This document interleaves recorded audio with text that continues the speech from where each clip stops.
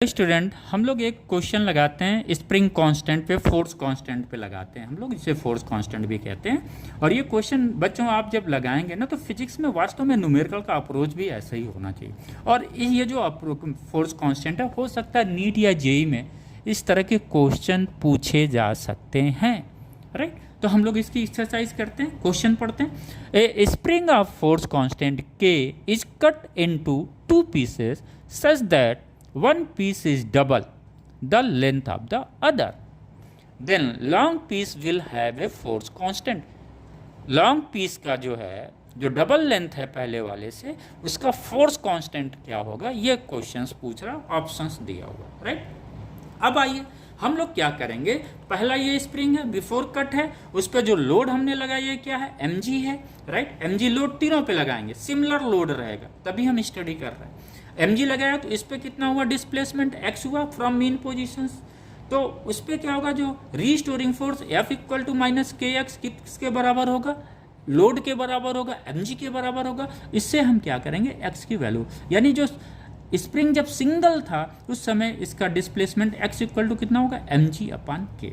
यहाँ तक तो क्लियर हो गया। दूसरा का ये सेम चीज यहाँ पे भी लगाएंगे, राइट। यहाँ पे हम k1 की वैल्यू, जब x1 की वैल्यू निकालेंगे क्या होगा, mg अपान, इसका सपोज मान लीजिए k1 है, इसका मान लीजिए स्प्रिंग कांस्टेंट k2 है, राइट।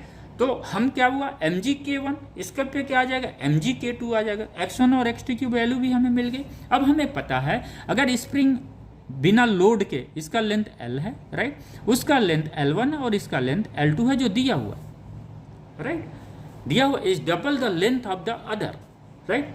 तो हमें ये अप्रोच लगाना कॉन्सेप्ट की, the length of the spring, बहुत इंपॉर्टेंट कॉन्सेप्ट है बच्चों, इसको फिर से मैं रिपीट करूँ। The length of the spring is directly proportional to the displacement of the spring from the mean positions और from the equilibrium positions of the body.